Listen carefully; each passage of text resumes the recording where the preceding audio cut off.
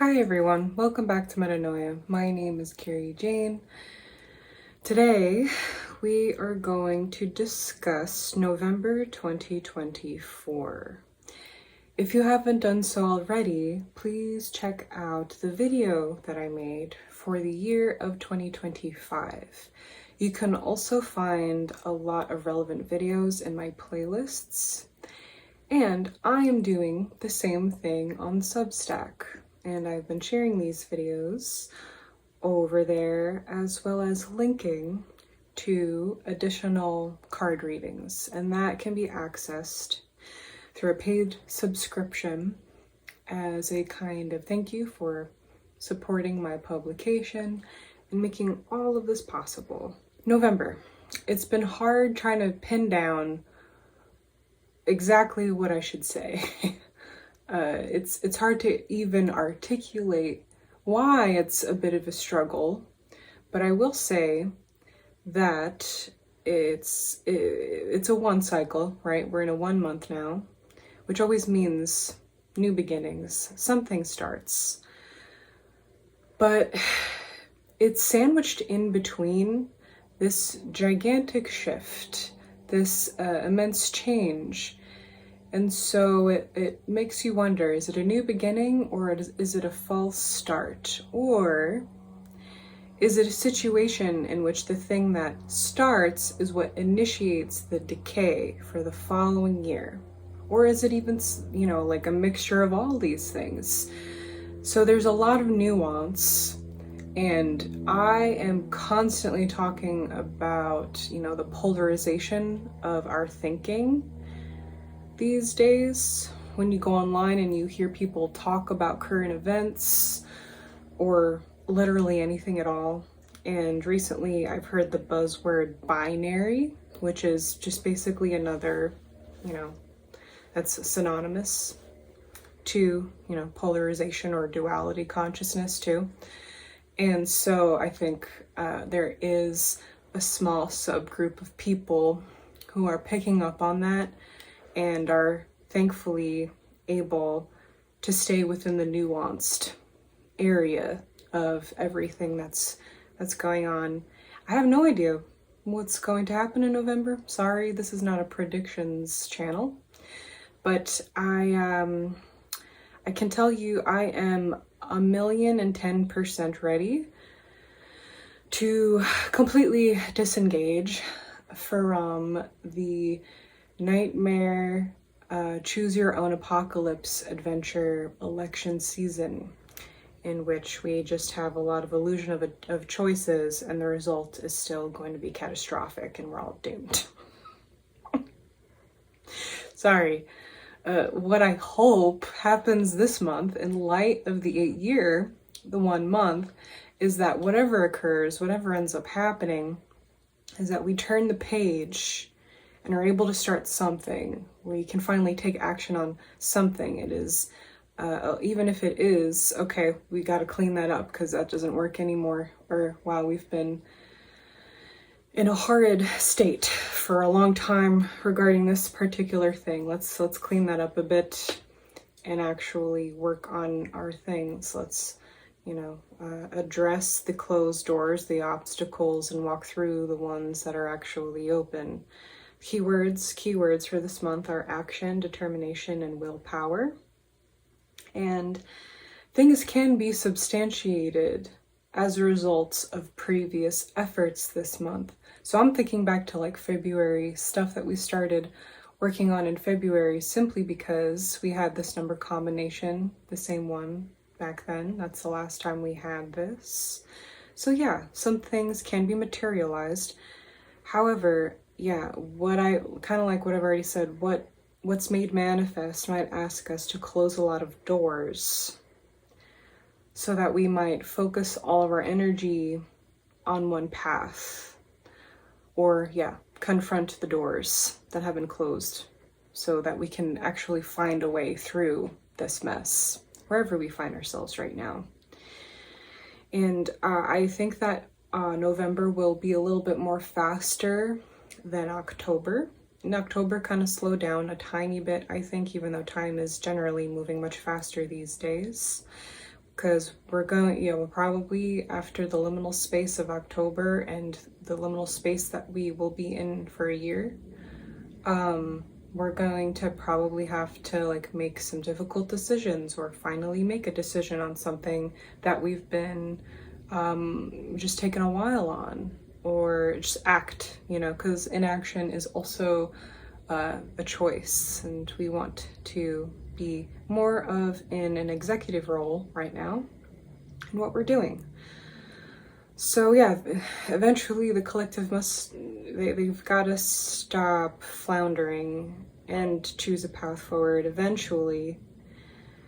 Just kind of like get up after October, wipe the dust off, and proceed, whatever that looks like, and it doesn't have to be perfect. I have here that if we actually did what we were supposed to in October and let go of what we were meant to, then the next actions should be clearer.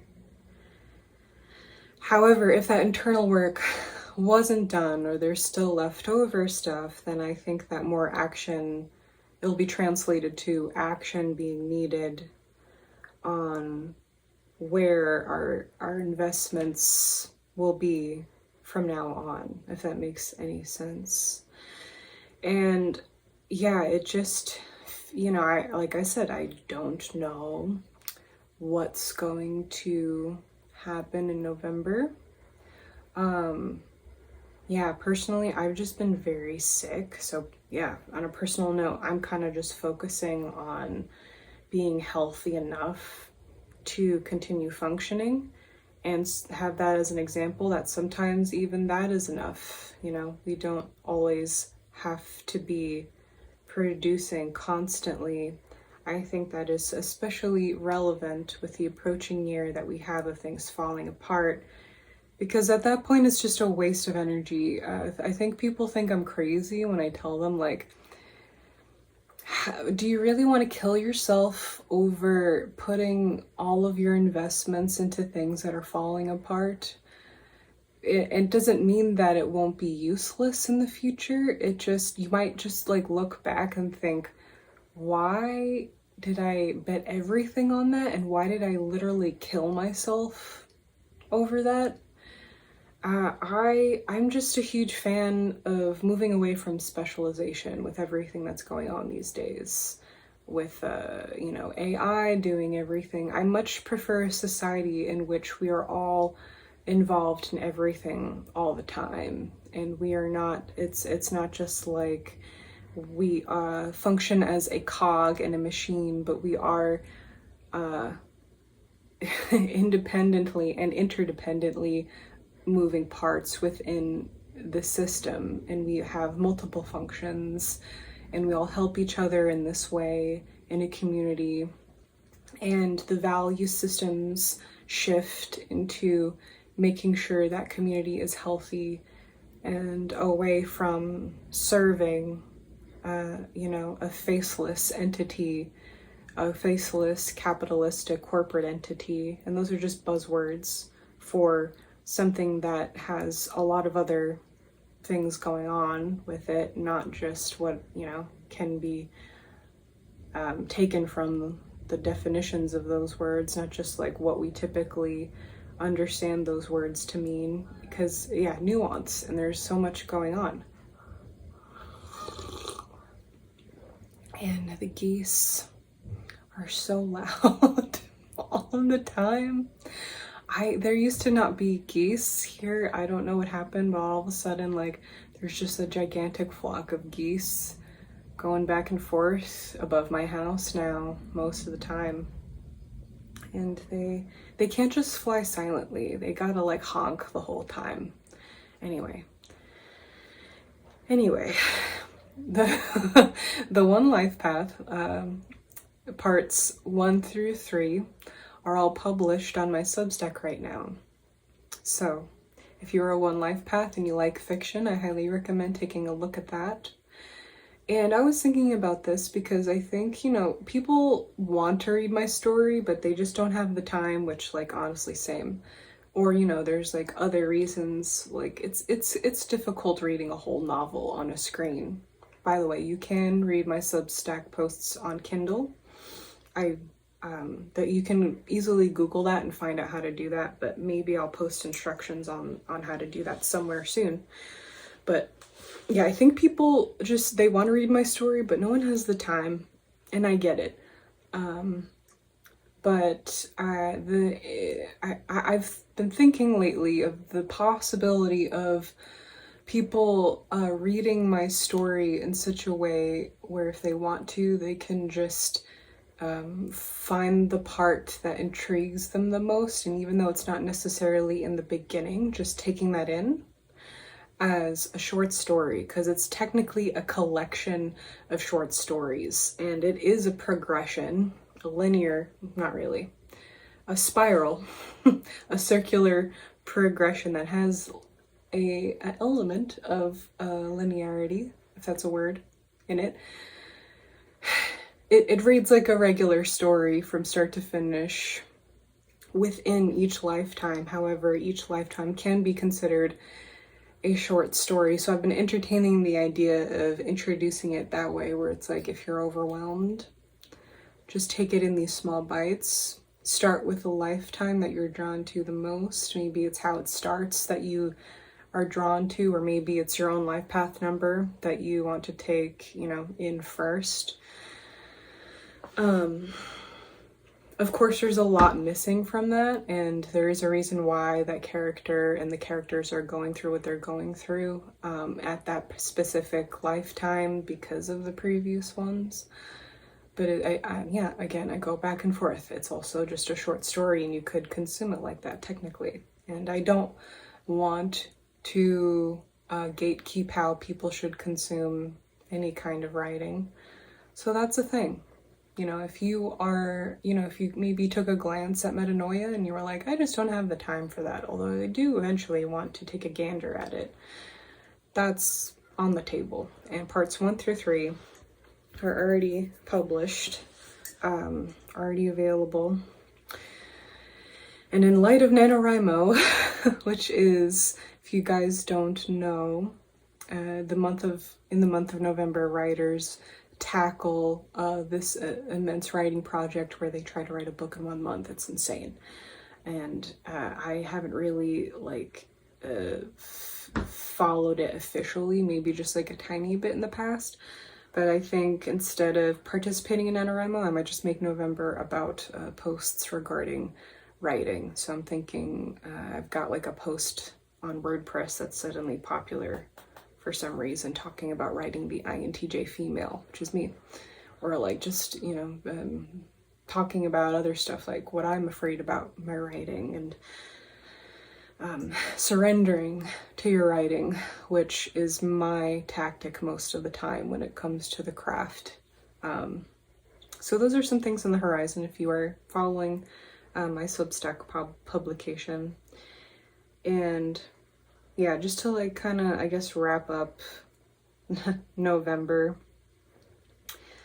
I'm not really going so heavily into the advice, because I think the advice that I gave for the most recent video that I posted regarding, you know, 2025, that's relevant still.